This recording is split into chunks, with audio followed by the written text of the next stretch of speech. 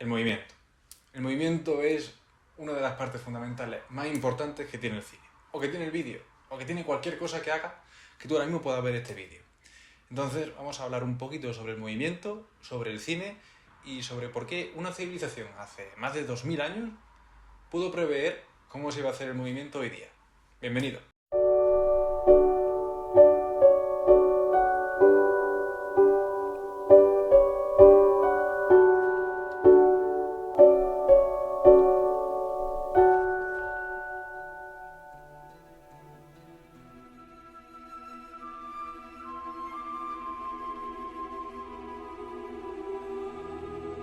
Vale, más o menos nos queda claro qué es el movimiento y por qué es tan importante en el cine. Pero vamos a explicar un poco por qué se produce este movimiento. El movimiento se produce básicamente por la sucesión de imágenes fijas en un periodo de tiempo determinado. Se conoce habitualmente como FPS, fotograma por segundo en español, frame per second en inglés.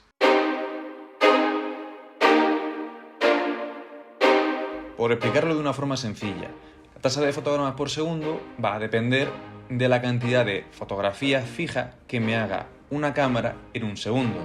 Si yo tengo una cámara que hace 24 fotografías en un segundo, estaré grabando a 24 fotogramas por segundo.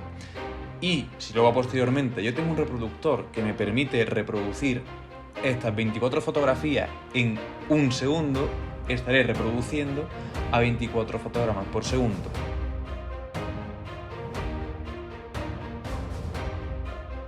Lo que quiero decir es que cualquier vídeo parte de la idea de hacer varias fotografías seguidas. Esas fotografías luego se pasan a una mayor velocidad y esa mayor velocidad genera esa sensación de movimiento, esa sensación de que las cosas se mueven. Una de las formas en la cual era de entretenimiento y de poder ver imágenes en movimiento es el zoótropo. El zoótropo es un invento de 1834 que básicamente lo que hace es un reproductor de imágenes fijas a una velocidad determinada. Un reproductor de FPS. Básicamente se activaba por una manivela, había un tambor, dependiendo de la velocidad a la que tú movieras la manivela, las imágenes iban a pasar a una velocidad. Este zoótropo creaba eso, una imagen animada mediante la sucesión de imágenes fijas. Básicamente es un antecesor muy analógico, súper analógico de lo que podríamos denominar ahora cine o vídeo como tal. Vale, ya sabemos cómo se hace movimiento, cómo se produce ese movimiento. Pero eso lo sabemos ahora. ¿Por qué? Porque ya tenemos la ciencia, tenemos los elementos con los cuales podemos reproducir y podemos captar ese movimiento de forma fluida. Antes no, antes lo que se hacía era intentar detener ese movimiento. La fotografía es un gran ejemplo de ello, incluso la fotografía, en primer lugar, las famosas fotografías ahora que hay de esteras de coches o de esteras de personas, eso en los inicios de la fotografía no estaba bien visto y parecía que era una fotografía mal hecha. Hoy día se considera una fotografía buena o interesante. Entonces, si el ser humano no tenía una forma de decir, vale, esto es así porque son fotogramas por segundo, estupendo, pero ¿cómo realmente podemos generar el movimiento? ¿O podemos representar el movimiento? Pues uno de los mayores ejemplos que tenemos a la hora de cómo representar ese movimiento, sin duda, es Velázquez. Yo descubrí la perspectiva aérea. Me anticipé al impresionismo. Soy el gran Diego Velázquez. Y yo soy el gran jefe de este ministerio. Llámame Velázquez, que es extraordinario. El niño de Sevilla vino a subir el nivel, a enseñar al tonto cómo se tiene que hacer. Velázquez, pintor del barroco español, es uno de los artistas que mejor han podido representar el movimiento. Y un cuadro en el que hay que fijarse para saber cómo lo hacía, cómo de bien lo podía transmitir, es Las hilanderas. ¿Y una de las hilanderas? ¿Qué le parece? Es la fábula de Aracne, es un tema trascendente, es intelectual. En Las hilanderas, si nos fijamos, en la rueda de hilar no hay radios. Es decir, es una rueda con un punto, pero que parece suspendida en el aire. Sin embargo, si nos fijamos bien, hay pequeñas curvas de dirección que nos indica que eso se está moviendo. Es básicamente lo mismo que si nosotros nos fijamos en la rueda de una bicicleta, en la rueda de un coche, o en cualquier rueda del mundo que en ese momento esté activa. Los radios no se ven. Simplemente ves una especie de líneas de dirección que nos está indicando el cerebro que esa bicicleta, que esa rueda va en movimiento. ¿Cómo lo hace Velázquez posteriormente en Las hilanderas? Lo hacía igual que él lo veía. Él no podía poner unos radios, si él quería movimiento, él no podía poner unos radios, porque poner esos radios implicaría que la rueda está parada. Por lo tanto, que no se está produciendo ninguna acción. De hecho, a día de hoy, con lo que hemos hablado anteriormente de los fotogramas por segundo, si nosotros hiciéramos una grabación de una hilandera y lo hiciéramos a supercámara lenta, realmente sí podríamos ver los radios moviéndose. Pero lo que he dicho antes, nosotros no podemos decidir en el cerebro a cuántos fotogramas por segundo vemos y ni mucho menos había cámaras lentas en el barroco español. Así que lo que hace Velázquez es simplemente transmitir a la pintura lo que él veía habitualmente. A vez que miras el cuadro, descubres algo distinto. Una luz, una sombra, un rasgo. Es como si las figuras se movieran y todo cambiara. Ese Velázquez sí que era un genio.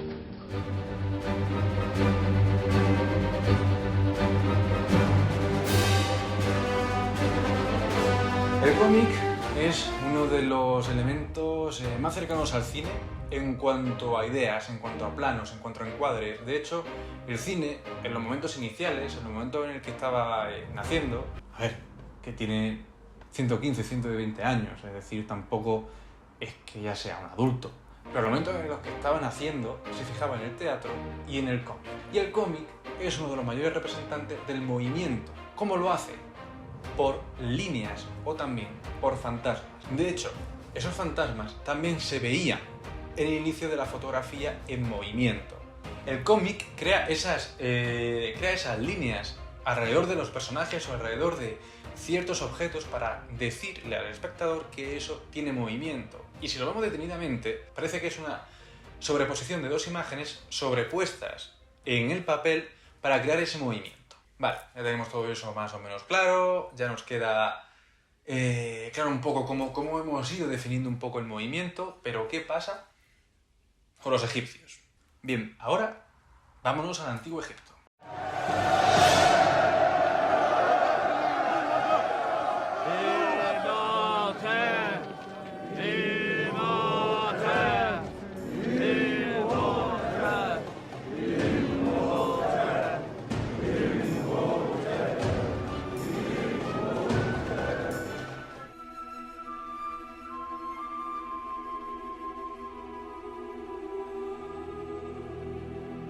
Entendemos a Díaz 19.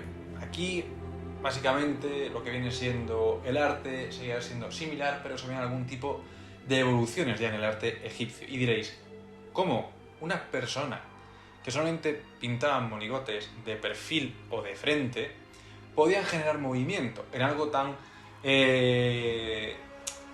fijo? Pues bien, de una forma muy particular. Los egipcios, al contrario que Velázquez, que generaba el movimiento por lo que veía, los egipcios inventaron o se imaginaron los fotogramas por segundo.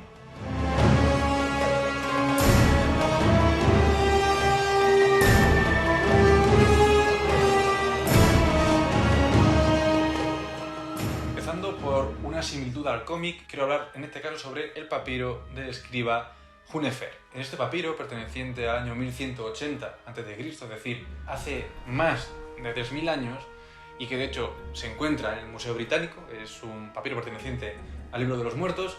This is something else. I think this may be the Book of the Dead.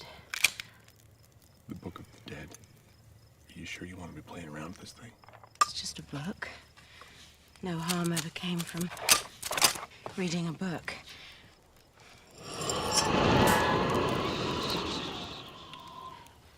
That happens a lot around here. En el papiro lo que podemos ver es el ritual de la apertura de la boca al difunto.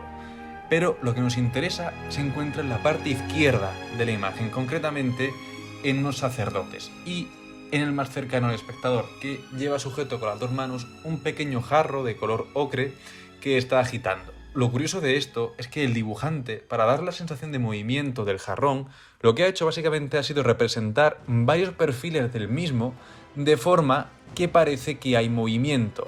Esto es de una forma muy parecida a lo que estábamos comentando antes de los cómics, ya que se genera ese movimiento por la repetición del objeto. Es decir, ese jarrón está puesto varios ángulos y además en el movimiento habitual que tendría algo que se está moviendo de arriba abajo. Pero lo curioso de esto es que no está de alguna forma como esa ruleta de la hilandera, sino que está separado fotograma a fotograma. La única forma que tenían era a través de clonar, por así decirlo, el objeto varias veces en una dirección determinada, de forma que esto tuviera movimiento. Lo vamos a ver mucho más claro en el siguiente ejemplo. Ahora nos vamos a Abydos, al templo inacabado de Seti I, que tampoco pudo acabar su hijo, y concretamente nos vamos a varios bajorrelieves. Hay un montón de bajorrelieves en el templo, pero concretamente nos vamos a ir a los bajorrelieves policromados de la capilla de Osiris. En este caso lo que vemos es una escena completamente diferente, pero también muy simple. Es el faraón haciéndole una ofrenda de incienso al dios Osiris. El escultor, para crear la sensación de movimiento que originaría el hecho de tirar una bola de incienso de un punto a otro, lo que hace es recubrir todo ese espacio con puntitos para dar esa sensación de movimiento. Entonces, de esta manera lo que nosotros vemos es una línea de puntos que une el punto A con el punto B. Es una generación de movimiento, pero no es un movimiento como el que hacía de nuevo Velázquez o como el que pueden generar nuestras cámaras actualmente, sino es un movimiento de fotograma a fotograma. El egipcio, de alguna forma, cuando veía esa imagen, se tenía que imaginar la bolita caminando de uno al otro sitio, de forma que crea una curva y que crea una continuidad. Y esto nos da que pensar. ¿Por qué? Porque los egipcios, la forma que tenían de generar ese movimiento era por repetición. Y esa repetición lo que genera, o lo que podemos ver nosotros hoy día, es como si fueran fotogramas por segundo. De hecho, si hacemos un experimento y cogemos una bolita y la vamos quitando y la vamos poniendo de una en una, y luego eso lo animamos y le damos cierta potencia, hace el movimiento completo. Y simplemente hay que borrar las demás bolitas. Es decir, los egipcios habían descubierto el fotograma por segundo hace 3.000 años. 3.000 años antes de que los hermanos Lumière pusieran una cámara en un café.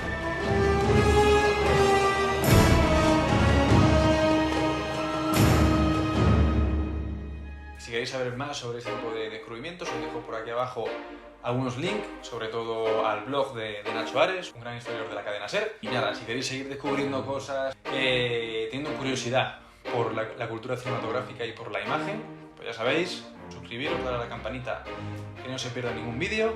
Y nada, espero que os haya gustado, que os haya parecido interesante, que hayáis pasado un buen rato, que bueno, al fin y al cabo es lo importante. Y nada, hasta la próxima. Chao.